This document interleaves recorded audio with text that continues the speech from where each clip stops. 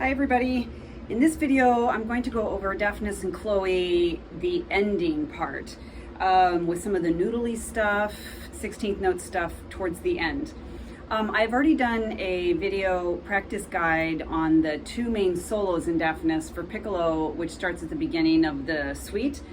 So I will link that video in the description here. If you're looking for that. So please check that out. But for this video, I'm going to start where it's rehearsal number 163 and play through some of this stuff, mostly just going over how I would drill it, or any alternate fingerings I might do that might be helpful for you, etc. At 163, this one is especially awkward because of the E sharp to the G sharp. At least for me, I always get a little glitch. Luckily, you're not too audible because all the winds are playing, so you can just kind of stay under and, hide a little bit. But what I have found to do that makes it a little easier is just leave my G sharp key down after the E sharp. So let me go just a little closer here, going, if you can see my fingers. Of course, it makes the G sharp sound kind of weird. But when you're going, it's all masked. No one can hear that your G sharp is a little flat and not good tone. Basically, how I would drill it is in things like this.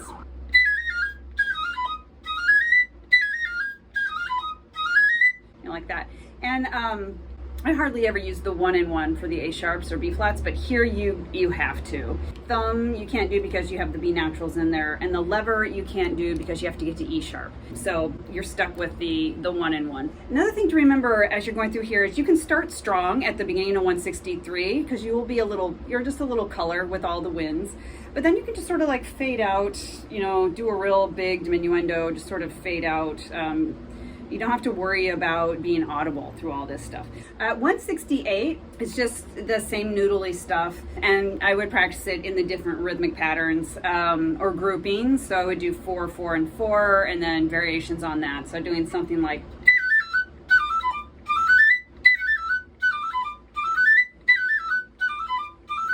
or different rhythms like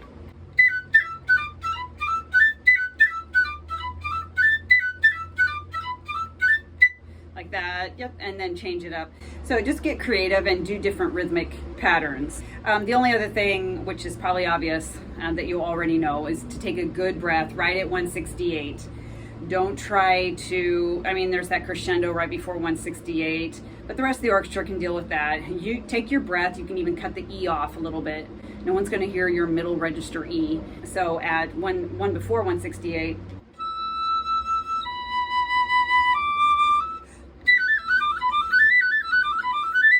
you can just kind of cut out that E a little bit to get a good breath.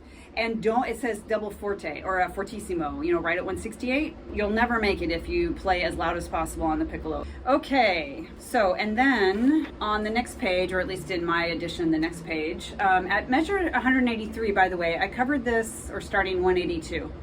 I covered this little solo in the previous video I had done on Daphnis and Chloe. So check out that link that I have in the description here for any suggestions on that solo.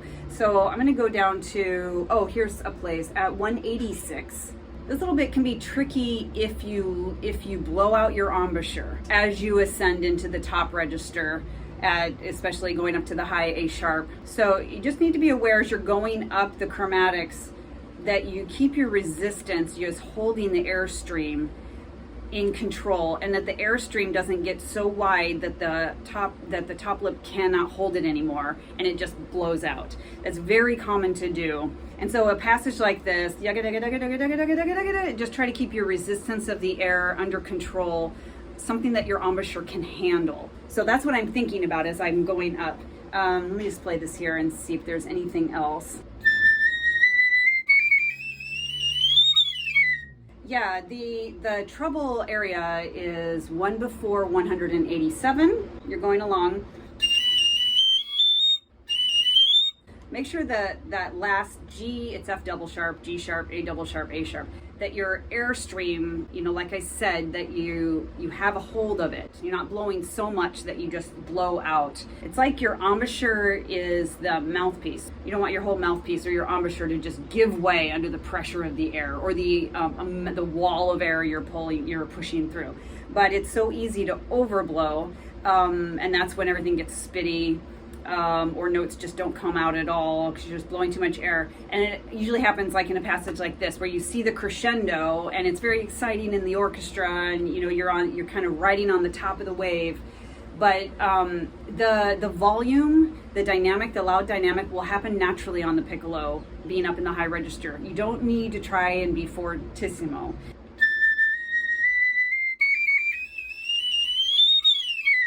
The only other thing I would say is that it might help is when you get up to the top A sharp, it might help just to keep your pinky down. I think I always take my pinky off once I get past high A natural, going up into chromatics. But sometimes just the little thing like leaving, if you can, leaving that pinky down so that the actual instrument does not get disturbed at all, moved. Just keep everything very still. So as you're going up the chromatics, the 16th note, da da da da da da da da da da da da da da da da, yeah, just if you can just keep everything still, and that might make a difference for you. I would practice this from the chromatics and landing on the E natural at 187, just to make sure you have all that coming down. So something like, you've got all that. And I always do middle F sharp when I have a bunch of technique and going to E in the high register. For me, because my fingers are just closer together than this to that, and it's smoother. And again on piccolo, since it's so tiny, this is more of a disruption than this in possible movement of the instrument. So it may or may not make a difference for you. For me, I feel like it makes a difference. So I always do this F sharp and then go to E. Okay, so that's just a few things to think about for that little bit. And then we get to the end where everything's wild and crazy. All right, so this is before a few measures, or one measure before 202, where it starts all the 16th notes. So wherever you can, you can probably see in my part, I have TH with a circle. That scribble there, that means thumb. So I have my thumb on. Wherever you can have your thumb on, do it, because it's just gonna make it a lot easier.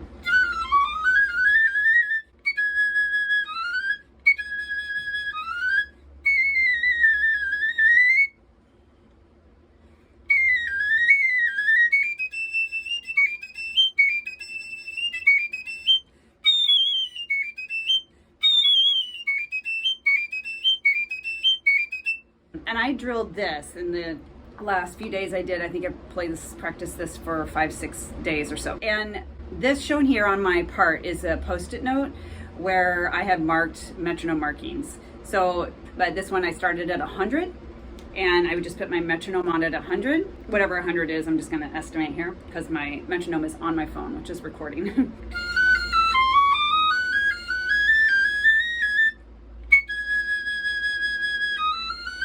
Probably more like 80. But anyway, I started a very slow tempo that I can play everything perfectly accurate. And then I move the metronome up, if I have time, 1. Or if it felt really secure, maybe up 3, 4, 5 notches. And then I just do it again. So everything is perfect. Every time you play it through, it's as accurate as possible. And then again, another good way to drill this kind of technical passage is to do it in little groupings, always to the downbeat so that you're connecting. So in other words, and then you can kind of expand your groupings.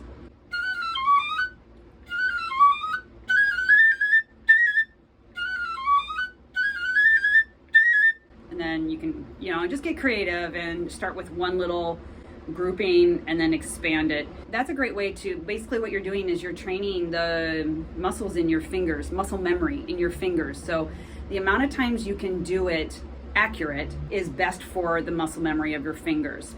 So do it in the groupings and do it at slow, perfect tempo where you have control, where your mind is ahead of your fingers.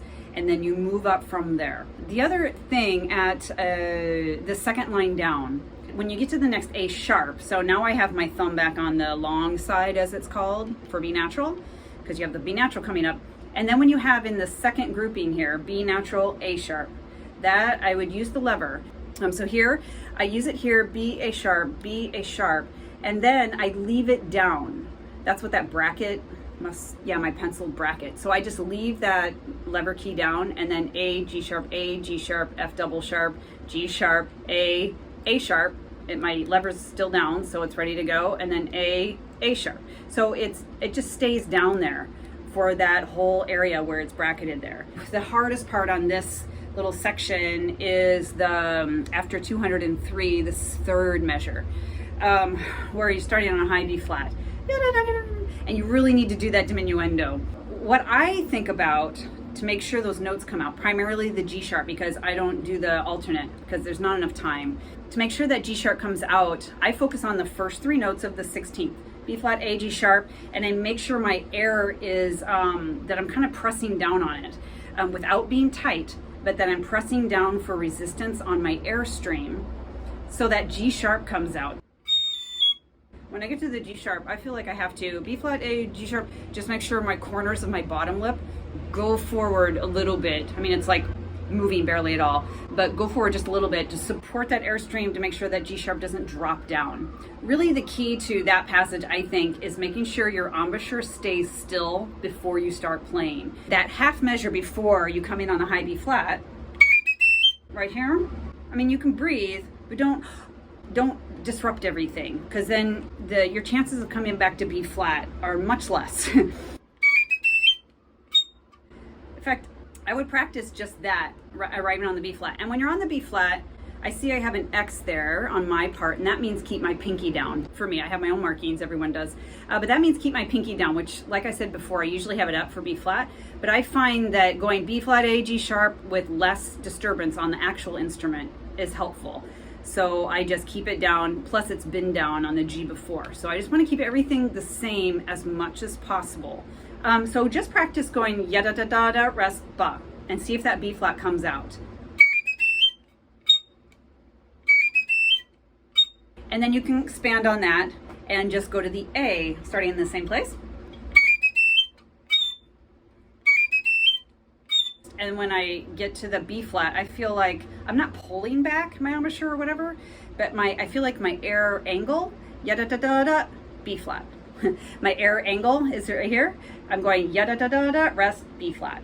B flat goes straight down without without killing it. It should just sit in there. And then I practice a lot going, if I were to play this, stopping on the G sharp, because that's the hardest note for me without the alternate fingering. And then you could also do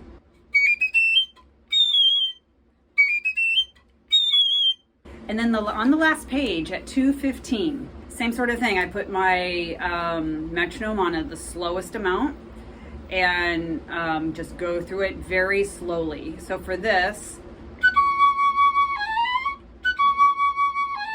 right here, no thumb for me, which means long thumb.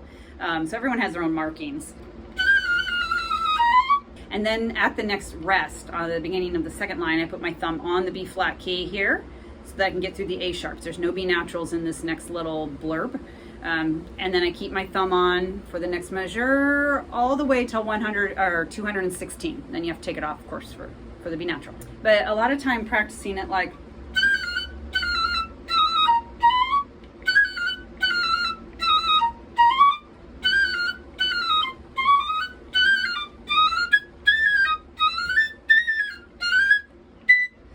just practicing it like that a bunch of times, and you can increase the speed, and then do 2 groups or 3 groups or whatever over time.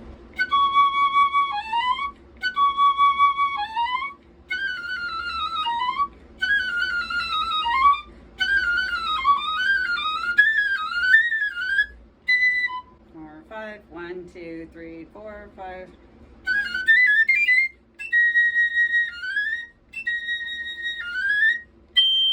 And then you have those rests. And then the next thing, right here, I would use lever, A flat, B flat, G, A flat, A flat, B flat, G, A flat, and then just leave it down there and then go to B, C sharp, A sharp with the lever.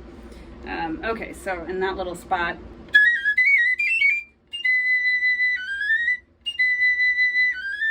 all right, and then the flutes take it away. And then at your last bit down here before 220, This, you have to spend a lot of time just drilling it like in the previous ways. Yaga-daga-da, yaga-daga-da.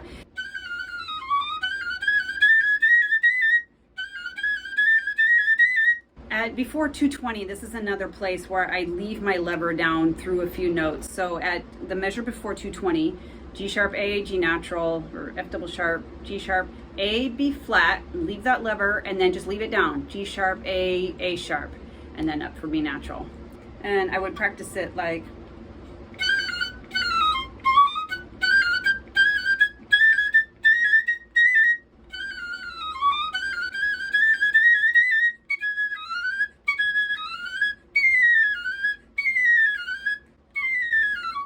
right there, really soft beginning. My note kind of cracked a little bit, I think. But very soft, you can like, even if the note doesn't come out, that's okay. It should be a very obvious crescendo, the whole winds are doing, and then you go back up. So right there, maybe if I start at 220,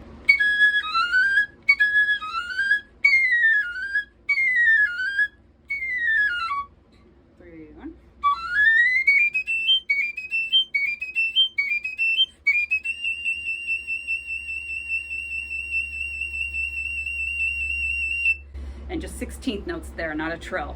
So just a few little things there. Hopefully some of that is helpful in getting through the difficult technical parts on the last bit of Daphnis and Chloe here. So if you liked this video, if you found some of the advice and tips, etc. helpful, please hit subscribe, and then you will be in the loop for future videos such as this. And I'm doing a whole series on practice guides. So if you have a piece in mind also and would like me to do one, you're preparing something for audition, or your orchestra is doing something, you'd like me to do a practice guide similar to this one, just please put that request in the comments and I will definitely get a practice guide out on it. Okay, thanks for watching, and I will see you at the next video.